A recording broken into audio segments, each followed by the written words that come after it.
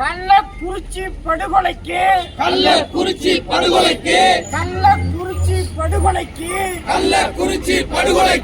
தமிழ்நாட்டு முதலமைச்சரே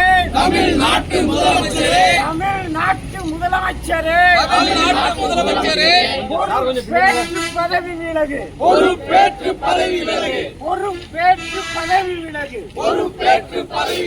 தமிழக முதல்வர் மு.க. ஸ்டாலின்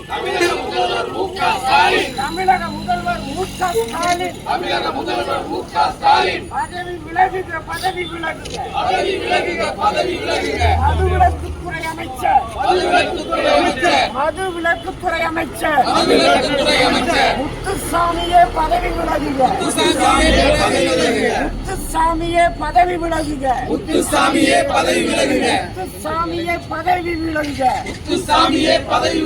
கள்ளக்குறிச்சி கருணாபுரம்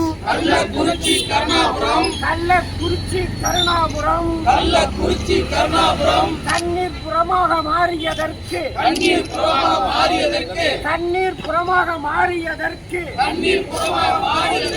காரணமான முதல்வரே தமிழ்நாட்டு முதல்வரே மு.க. ஸ்டாலின் அவர்களே பதவி விலகுக.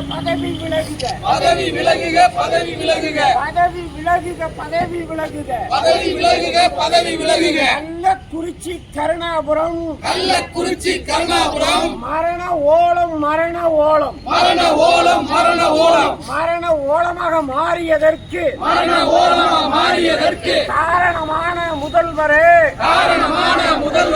தமிழ்நாட்டு முதல்வரே பதவி விலகு. உடனடியாக பதவி விலகு. நீதிமன்றம் அருகிலே காவல் நிலையம் அருகிலே கள்ளச்சாராய விற்பனை பாரு.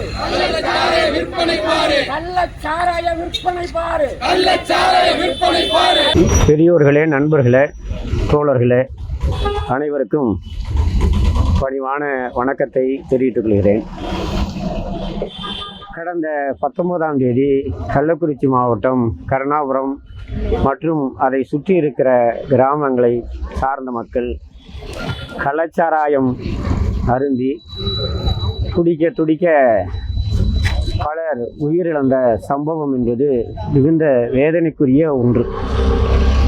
முதல் நாள் 19ஆம் தேதி 4 பேர் இறந்த உடனே மாவட்ட ஆட்சியர் அறிவிக்கிறார், சுரன்குமார் ஜடாவத். அவர் என்ன சொல்றாரு, இது கள்ளச்சாராயத்தால் நடந்த மரணம் அல்ல, இது உடம்பு சரியில்லாதனால, வாந்தி பேதி வந்ததுனால, காய்ச்சல் வந்ததுனால இறந்து போயிட்டாங்க அப்படின்னு சொல்றாரு.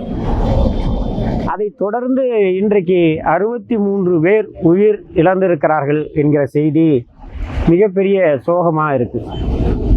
இப்போ 2008 கிருஷ்ணகிரியில் 41 பேர் இறந்துருக்காங்க. 2023 மதுராந்தகம், மரக்காணம் இந்த பகுதிகளில் பலர் இறந்து சில நடவடிக்கைகளை அரசு என்பது எடுத்திருக்கு. இந்த நடவடிக்கைகளுக்கு பிறகு பெரிய எண்ணிக்கையில் ஒரு 63 பேர் இறந்து போன நிகழ்வு என்பது கள்ளக்குறிச்சியில் நடந்திருக்கு. இந்த கள்ளக்குறிச்சியில் கைது செய்யப்பட்ட கண்ணுக்குட்டிங்கிற கோவிந்தராஜ் சுமார் 20 வருஷமாக அங்கே சாராயம் விட்டுக்கிட்டு இருக்கார். சாராயம் எந்த கட்சி ஆட்சிக்கு வந்தாலும் சாராய விற்பனை என்பது நடக்குது. சேர்வராயன் கல்விராய மலையிலிருந்து சாராயத்தை காய்ச்சி கீழே கொண்டு வந்து விற்கிறாங்க. இடையில சோதனை சாவடியே இல்லையான்னு கேட்டால் பல சோதனை சாவடிகள் இருக்குது. அதெல்லாம் தாண்டி தான் எல்லாத்துக்கும் காசு கொடுத்து தான் இந்த சரக்கு என்பது நடக்குது. இவர் தான் மரக்காணத்தில் நடந்த சாவு நடந்த நேரத்தில் சாராயம் காட்சி கொடுத்தவர். ஏகப்பட்ட வழக்குகள் இருந்தாலும் இந்த கள்ளக்குறிச்சி தொடர்பாக தமிழ்நாடு அரசு மாவட்ட ஆட்சியரை மாற்றிருக்காங்க. 8 காவல்துறையை சார்ந்தவங்களை டிரான்ஸ்ஃபர் பண்ணியிருக்காங்க, சஸ்பெண்ட் பண்ணியிருக்காங்க, சில நடவடிக்கைகளை எடுத்திருக்காங்க. மாவட்ட ஆட்சியர் எப்படி சொன்னார், யார் அவருக்கு அழுத்தம் கொடுத்து சொன்னது? மாவட்ட ஆட்சியர் இங்கே இல்லைன்னா இன்னொரு ஊருக்கு போனால் கூட அவர் அந்த வேலையை தான் பார்க்க போகிறார். அப்போ அவர் மீது என்ன நடவடிக்கை என்ற கேள்வியை தான் நம்ம எழுப்புகிறோம்.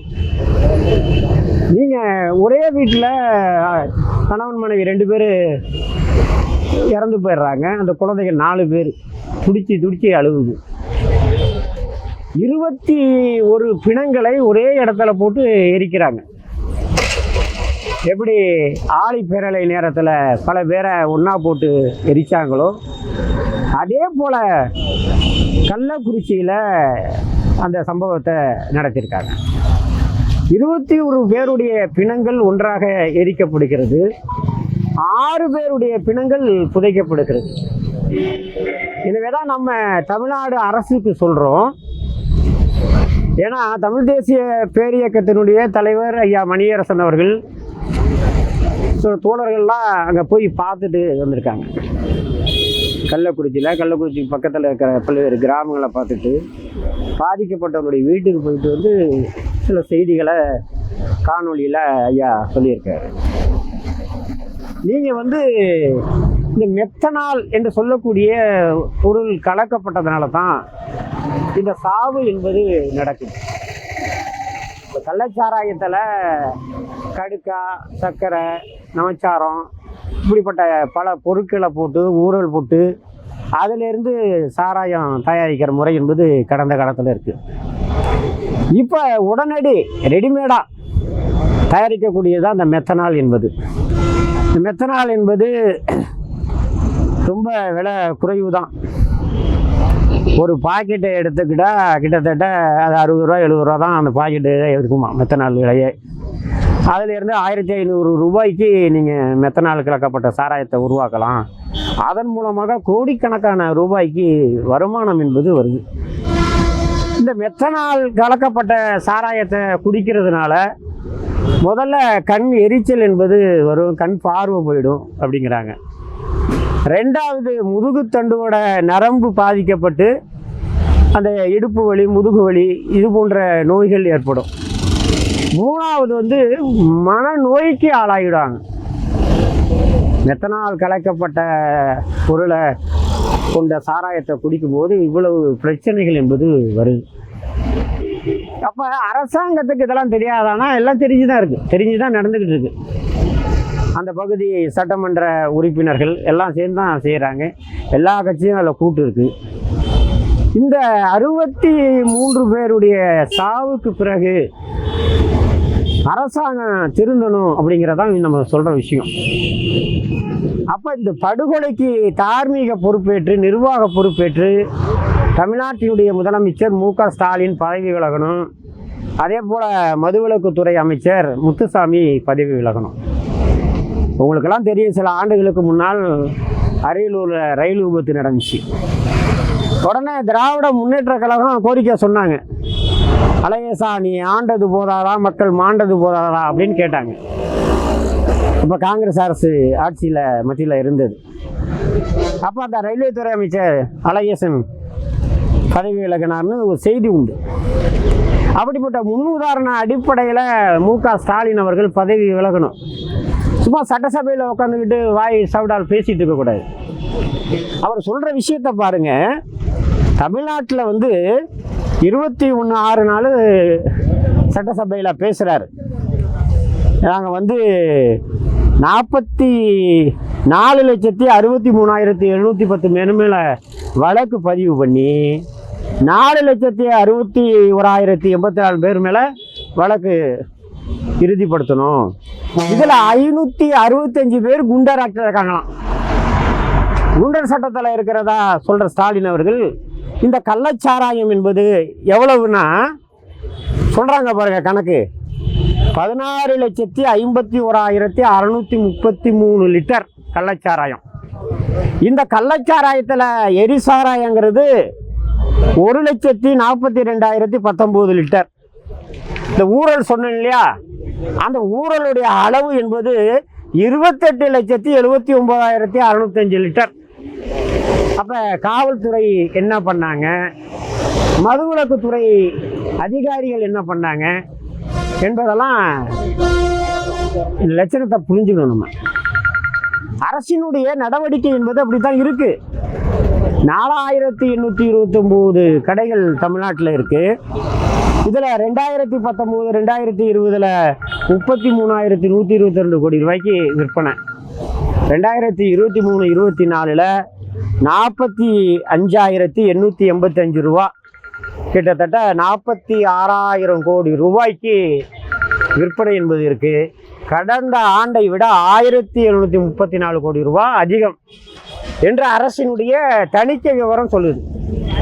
இந்த சாராய உற்பத்திக்கு பின்னாடி இருக்கிற நிறுவனங்கள் எது எதுன்னு பார்த்தா, சசிகலா நடத்தக்கூடிய மிடா சாலை, டிஆர் பாலு நடத்துகிற கோல்டன் வாட்ஸு, அதே போல் ஜெகத் ரட்சகன் மத்திய அமைச்சராக இருந்தவர் எலைட் அக்கோட் அப்படின்னு சொல்லி 2 நிறுவனத்தை நடத்துகிறாரு. அடுத்து ஜெயமுருகன் உளியின் ஓசைன்னு ஒரு படம் எடுத்தார் கலைஞர் கதைவசனத்தில். அவர் எஸ்என்ஜேன்னு ஒரு நிறுவனத்தை நடத்துகிறாரு. இந்த ஜெகத் ரட்சகன் இந்த ஜெயமுருகன் எல்லாமே கனிமொழி பினாமி. கனிமொழி தான் கல்லாக்கோட்டையிலையும் பினாமியாக இருக்கிறதா சொல்கிறாங்க. இப்போ திருமண்டக்குடி சக்கரை ஆலையை வாங்கி கால்ஸ் நிறுவனம் நடத்துதுன்னு சொன்னால் அதை நடத்தக்கூடிய பின் அரங்கத்தில் கனிமொழி இருக்கிறாங்க. அதே போல் கால்ஸ் என்று சொல்லக்கூடிய நிறுவனம் வாசுதேவன் சொல்லக்கூடிய மலையாளி நடத்துகிற விஷயம். எனவே இந்த சாராய ஆலைகளை திமுக கட்சிக்காரங்க நடத்துகிறாங்க, எல்லா கட்சிக்காரங்களும் நடத்துகிறாங்க. இதையெல்லாம் உடனடியாக தமிழ்நாடு அரசு உடனடியாக மூட வேண்டும். இந்த கோரிக்கைகளை முன் வச்சு நம்ம நடத்துகிறோம். அதே போல் பதவியில் இருக்கிற நீதிபதி, புகழ்பெற்ற நீதிபதி ஒருத்தரை கொண்டு இந்த படுகொலை தொடர்பான செய்திகளை, உண்மையை மக்களுக்கு தமிழ்நாடு அரசு வெளிப்படையாக சொல்ல வேண்டும் என்பதுதான் நம்முடைய கோரிக்கை என்பது. அதே சமயத்தில் தமிழ்நாட்டு மக்களுக்கு வீதிதோறும் நம்ம போய் சொல்லணும். நம்ம சொல்கிறோம், இந்த கல்லாக்கோட்டை வழக்கு மகளிர் ஆயம் நடத்தினாங்க, அதில் கைது செய்யப்பட்டு அந்த வழக்கு என்பது இன்னைக்கு நடக்குது. தமிழ்நாடு அரசு என்பது அந்த வழக்கை திரும்ப பெற தயாராக இல்லை. அப்படி நடந்துக்கிட்டு இருக்க நிலையில தான் நம்ம சொல்கிறோம்.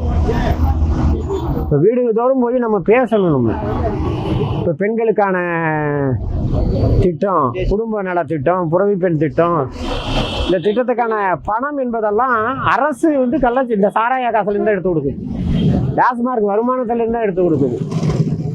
அதனால் பெண்கள்கிட்ட இந்த விழிப்புணர்வை உருவாக்கணும். ஆண்கள்கிட்ட, இளைஞர்கள்ட்ட, மாணவர்கள்ட்ட நீங்கள் மதுவாக அருந்தாதீங்க, உங்கள் அறிவாற்றல் வீணாக போகுது. மனித வளம் என்பது அடிப்படையான ஒன்று. ஒரு சமூகத்தில் அறிவாற்றலும் மனித வளமும் அடிப்படையான ஒன்று. அவற்றையெல்லாம் இழக்க செய்யக்கூடிய, அவற்றையெல்லாம் காலி பண்ணக்கூடிய நடவடிக்கைகளை ஒன்று தான் இந்த மது அருந்துதல் என்பது. எனவே இவற்றிலிருந்து விடுபட்டு ஒரு புதிய சமூகத்தை உருவாக்கக்கூடியவர்களாக மாணவர்கள், இளைஞர்கள், பெண்கள் முன்னணிக்கு வரக்கூடிய நடவடிக்கைகளை நம்ம வலியுறுத்துகிறோம். அந்த திசை வழி நோக்கி நம்ம சிந்திப்போம், தொடர்ந்து செயல்படுவோம். இன்றைக்கி காவல்துறை அனுமதி மறுத்திருந்தாலும் அந்த அனுமதி தடையை மீறி இன்றைக்கி நம்ம கூடியிருக்கிறோம். விரைவில் ஜனநாயகம் என்பது வெல்லும், கருத்துரிமை என்பது வெல்லும். அதற்கான போராட்டங்களை நடத்துவோம் என்று சொல்லிக்கொண்டு இதில் கலந்து கொண்ட அனைவருக்கும் தமிழ் தேசிய பேரியக்கத்தின் சார்பில், மகளிராயம் சார்பில் பாராட்டு, வாழ்த்து, நன்றியை தெரிவித்து விடைபெறுகிறேன். நன்றி, வணக்கம். இவ்வாறான பல செய்திகளை, பல சிக்கல்களுக்கு விடை கிடைக்கக்கூடிய செய்திகளை தமிழர் கண்ணோட்டம் வலைவழியில் வெளிப்படுத்தி வருகிறோம். இது தற்சார்பாக செயல்படுவதற்கு நிதி தேவைப்படுகிறது.